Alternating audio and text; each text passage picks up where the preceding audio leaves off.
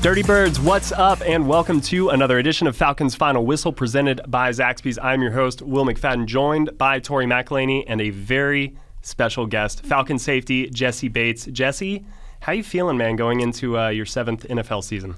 Yeah, I feel great.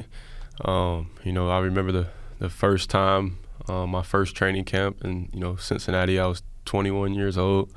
And then just being able to walk into year 7 and still have a fresh mind and, still be excited. I feel like this is something that you would never take for granted. Walking into a training camp, walking into a building, still living a dream that, once was, a fairy tale as a little kid. Like, I'm going to be at training camp.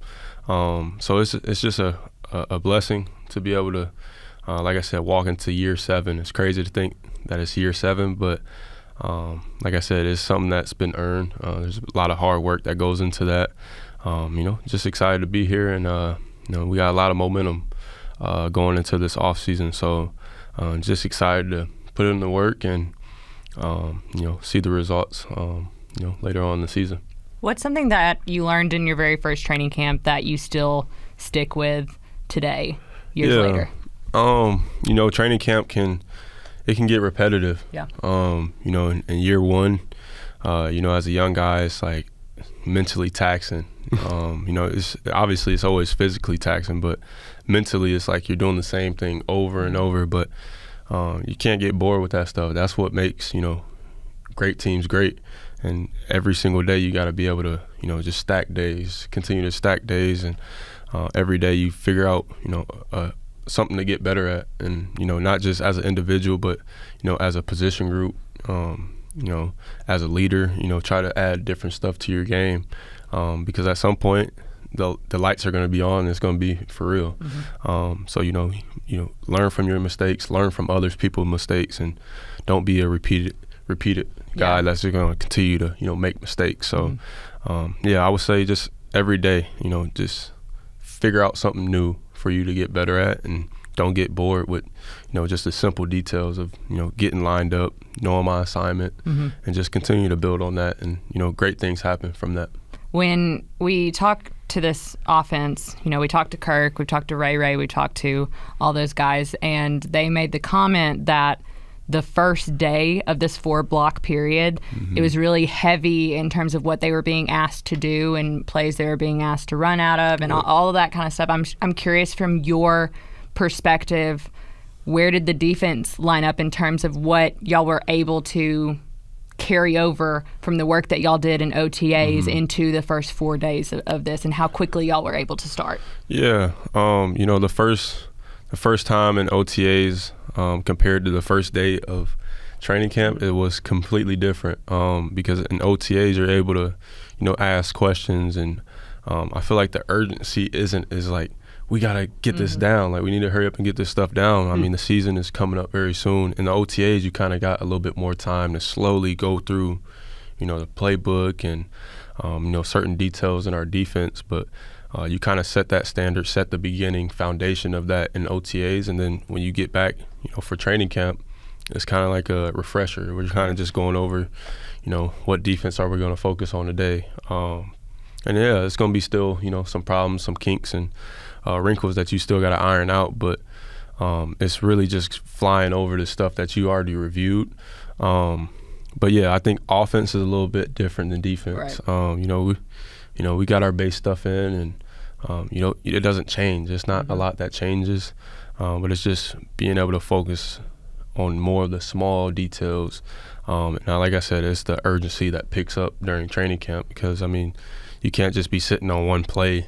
We need to focus on this one. No, we got a whole rest of our playbook to get in, and then you go to Miami in 2 weeks. Right. Like it's just crazy to think about. Literally, we leave a week from tomorrow. Yeah, which is crazy. We'll be in Miami in a week, so just sweating profusely. So it's just the urgency. I think that picks up a little bit during training camp. Yeah, I can't wait to see just some of what's going to happen between you guys and the Dolphins down there. Yeah. But you've talked about the details a little bit, and it's clear that that's what makes you such an excellent player. But when you've got kind of this level of continuity in the secondary, now with guys like AJ and Mike and D and you and Richie, does that allow you as a group to almost kind of like continue to stack those details when you've got last year to look back on and build on, and you can say going into training camp now, we can kind of like pick up where we left off and continue to refine? Yeah, that's huge. When you talk about defensive backs in chemistry, it's kind of like a quarterback and a receiver kind of thing, knowing, where the ball is going to be with Drake and Kirk, like on the backside. Are you going to throw it over the top? You going to throw it back shoulder? For DBs, it's like we're seeing that stuff through the same lens and being able to have a year underneath our belt. We're not speaking different languages. We're not seeing stuff differently. We're seeing stuff through the same lens, and that's powerful when you can, have a DB. No, I kind of seen it this way. No, you seen it this way. No, we got to be on the same page, and I think that's what makes that that continuity. You can continue to stack days even easier, not easier, but just more natural, and it's just a better feel than just having to come in with some new guys. And I remember last year I was like, I'm not sure if Richie is seeing the same way, but now, we've had a whole year underneath our belt, and like I said, that's going to show a lot for sure. Speaking of kind of being on the same page, I find the way that this coaching staff is constructed to be very interesting because you have Raheem, you have Jimmy Lake, Jerry Gray, Justin Hood, all have this like wealth of knowledge in terms of being able to coach the defensive back in the secondary. Yep.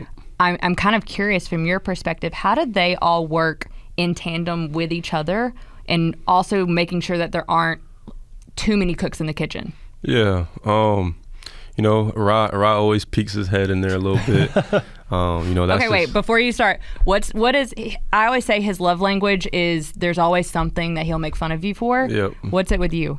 Or is he just like, oh, Jesse's my dude? No, he calls me beige. He calls all the light-skinned guys Does he beige. Really? get your beige butt in here and break the huddle down. So yeah, that's his that's his joke. That's his go-to. It's funny because I met Raheem's dad, and I see where he gets it from. His dad is just the same exact way. He jokes around, but it's super intentional and makes you feel well about yourself. And if you talk to people all around the league, that's what Raheem is known for. It's just he's about his business, but he's also a funny dude that you can have a conversation with. So it's something that's very special, I think, that we got in our head coach, and I'm excited to play for him. Yeah, and going back to my original question, I know I just went completely off, but when it comes to those four guys, Jerry and Jimmy and Ra and Justin, like how do they work together? Yeah, I think they do a good job of bouncing off of each other. Like I said, Ra doesn't get too hands-on. He kind of lets Hood and Coach Gray kind of run the DB room. And then you'll see Jimmy like in the back of the meeting, just making sure that, like I said, we're all talking the same way. But yeah, just having that type of knowledge in the room and just being able to talk to our DC, being able to talk to, Jerry or Coach Hood, Raheem. It's really cool to have that and just have different perspectives and a bunch of knowledge. Like I said, that's about 100 years of coaching and experience. And for Ra, I mean, he's been on the offensive side. Jerry's been a player. Hood hasn't been a player, so it's just like different. Coaching styles and different viewpoints of the game. Yeah, almost, exactly. And I think sometimes you get coaches that never played the game that kind of like over detail it, and then you get the player that's a coach now, and they're kind of like simple. It's like this, it's like that, and it, like I said, it makes it easy, for young guys that are coming in, and us as a whole defense, kind of chemistry and kind of connect together. So it's been really cool to see that. I've heard it said that you don't coach defense, you teach defense because of what you're just saying, right? When you diagram something up on a chalkboard, right, it may look perfect and you can shut down every offense in the world, but when you actually have to put it on the field, it may not always work out perfectly, and it's really the principles that a player has that allows them to play fast, but with kind of those details. Is that the sense that you get from this coaching staff, that they're more teachers? Yeah, absolutely. Like I said, everything's not going to be perfect. You're always reacting to something on defense, and understanding how people are trying to attack us defensively. Like I said, there's stuff that, motions and, it's not going to be throw the iPad out there and the iPad's gonna make us play. Like, you got to be able to, take a lead on it and take control of the defense, because we're the ones that's out there making calls and making adjustments. So, like you said, teaching the game itself, not just teaching technique, Right. Just teaching the game, how the offense is coming, how the offense views it, how the quarterback views it. I think that's very, like I said, very powerful, and seeing it from that perspective, because if not, you're going to be out there like, oh, the iPad said play it this way, but that's not real football. So, yeah. You could be a professional podcaster with the way you set up that segue, because I want to ask you about your time with Kirk Cousins and seeing the game through a quarterback's viewpoint. And I remember one of the people I used to love talking to was Ricardo Allen, your former teammate at Cincinnati, and he did the same thing with Matt Ryan. And I'm just really curious, like, what are some of the bits of advice that like Kirk can impart upon you, and vice versa when you guys are sitting down watching the tape? Yeah, it's always that, that relationship is a little weird, because we're like, hey, we want to pick you off every single time. It's a give and take. It's like adversarial. But it's like I'm always staring at Kirk staring at me. He's trying to lie to me, with his eyes. So it's you got to break that conversation. You're like, hey, you're still part of my team. Right. I want to understand and process what you're thinking, what you're seeing, because like I said, they're always looking at the safeties to figure out what's going on. So yeah, when we're watching film with Kirk, it's an ongoing conversation. He's asking me like, hey, what do you think of this, Jesse? Like, what does that mean when you're doing that? And I'm like, Kirk, what does this mean when you're doing, looking off here? So it goes both hand in hand.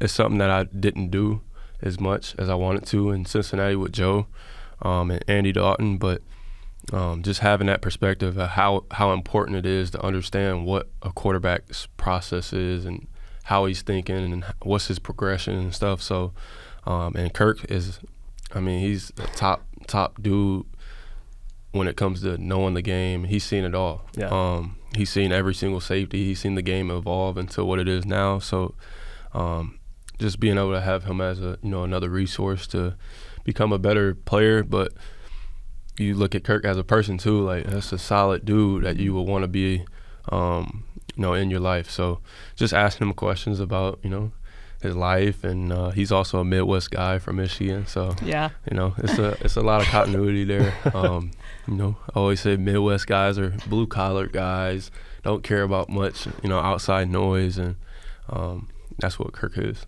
It's funny too, because you made mention of, I wish I would have done this earlier in my career. I wish I would have done this more, because Kirk said the exact same thing when we were talking to him about these one-on-one sessions that y'all had.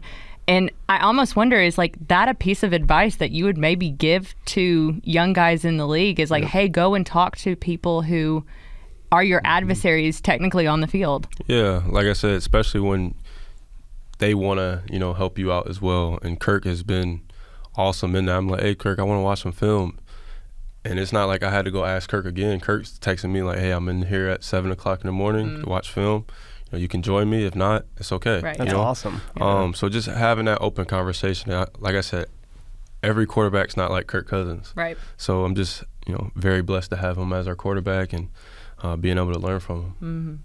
And this group of receivers, right? Like, it's not just a new quarterback, but a guy like Darnell Mooney or Ray McLeod who have been out there. Like, have you felt their kind of speed, their agility, things like that so far in camp? Yeah, I've always, Rondell's from Indiana, so I've always known him. Y'all a Midwest group chat. I can already feel this. Yeah, a little bit. But yeah, those receivers, I played against them. I know what Mooney brings to the table, and just to have him on our team and add that value to that room. You still got Drake. You still got some other guys that's been here, but just having those guys and then having Kirk leading those guys, I think he'll make those guys better as well. Just making them understand the game. Why are they running this route? Just because you're fast, that don't mean you're going to be a great player. But just learning how, to get open and seeing it from Kirk's perspective, I think is, like I said, is very powerful and will lead to some success for not just our team but for them as well. Who are you rooming with right now in the dorms? Yeah, it's the safety. So we got Richie, DeMarco, and Micah Abernathy. Okay. Yeah, so what's it like living with those guys? Did y'all? I mean, that group. I feel like y'all are pretty close just in general. Yeah. But what's a peek inside the dorm life like? Yeah, we probably got one of the most lit rooms, I think. You think? Oh, yeah. Okay. Not like the quarterback's going to sleep at 8:30. Yeah. Okay. I mean, there's been a couple times we stayed up and we're playing cards and we're kind of hanging out.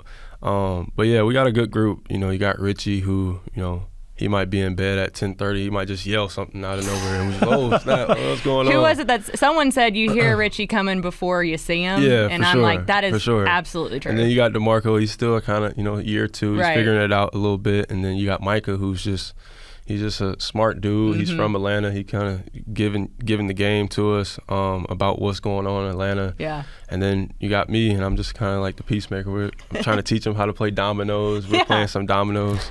You know, I'm the oldest guy in the room, which is crazy to think about. But, so, you know, we were playing some dominoes the other night until 1 o'clock in the morning. Oh, yeah. I mean, we won't tell Raw. We were able to sleep in until 11 that day. So it was all good. But we're still getting your 8 hours. We're still getting our, 8 to 9 hours. But, yeah, it's definitely a good group to be around and to just continue to build our relationship together.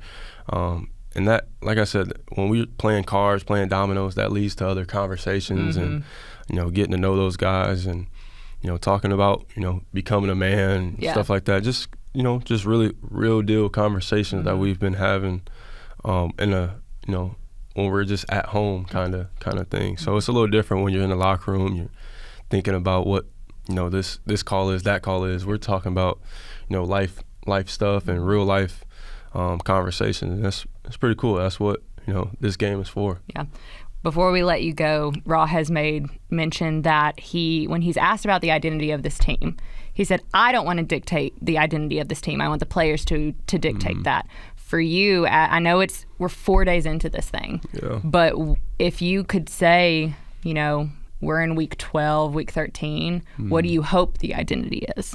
Yeah, like Ross said, it's a player-led thing, led by a bunch of coaches as well that's kind of giving us, the keys to everything. But it's not just some really good football players on this team. It's really good people on this team. And, whether it's going good, whether it's going bad, we need mentally tough people that can, get through those tough times. And that stuff is going to happen at some point. Everything's not going to be great and, good.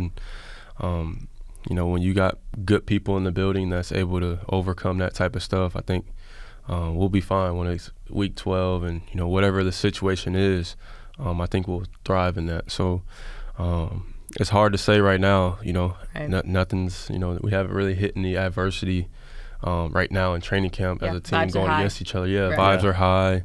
But we'll see. And I know, like I said, we have the right people in this building, the right leaders to get us back on track, or even if we're riding high, we can, make sure we're not getting too high, make sure we're not getting too low, and just, keeping that steady and just continue to, like you said, keep that vibe high. Yeah.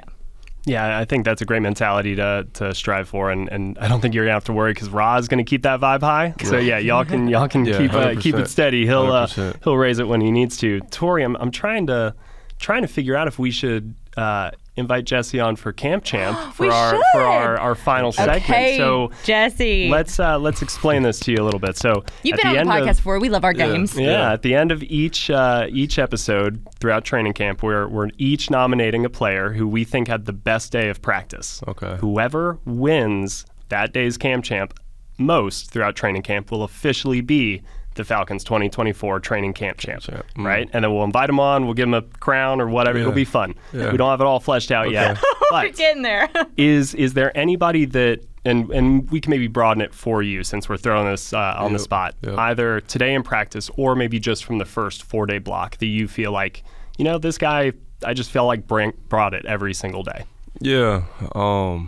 It's hard to pick out, just one guy.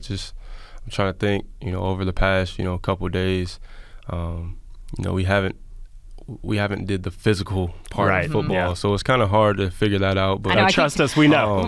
We keep telling people, like, you're not seeing this defense go 110%. Like, it's really hard to kind of dictate. Like, everybody's like, oh, how do they look? And it's like, well, it's hard to tell. It's hard to tell right now. They have some, like, Yeah, they're holding him back a little bit. You know, it's always good to see people come back off, you know, injury. So Troy Anderson, you know, Grady, and just having him back as a leader, I think has been huge. And like I said, seeing Troy catch an interception yesterday, and I know he wanted to be out there so bad last year, and just him coming back into the season, entering his third or fourth year? Third, yeah. So just watching him grow next to Caden and Nate has been really good to see. So last couple of days, I'll have to go with Troy. That's a great one. I love that pick. I'm good with it. Because we did Grady the first day, because I was like, there's just something like so natural that Grady Jarrett's back out there. Yep. And it's just nice to see. But I'm on the same wave. Yeah. Grady. Yeah. Troy. You got it. Grady and Troy. I love that. Yeah, Troy can be the he's the camp final champ camp champ of the first 4-day block after securing an intercept. So you are officially like, nah, there was no whistle. Play was live. Oh, yeah. Troy got in front of there. That was where there was a discrepancy, because the offense was sitting there saying like, no, they called it dead. They called it dead. But, no. But you can't hit the quarterback right now. So, right. I mean, it's true. He picked off Kirk Cousins. Right. Yeah, right. That's not Troy's fault. Cool. No, he did what he had to do. Troy did his job. Exactly. So, yeah, it's good for him. Yeah. I love that. Awesome. Well, Jessie, this was so much fun. Thank you so much for taking the time to join us. Absolutely. Thank you guys so much for watching. Falcons Final Whistle presented by Zaxby's. For Jessie Bates, Tori McElhaney, I am Will McFadden. We will see you guys on Tuesday. Yeah.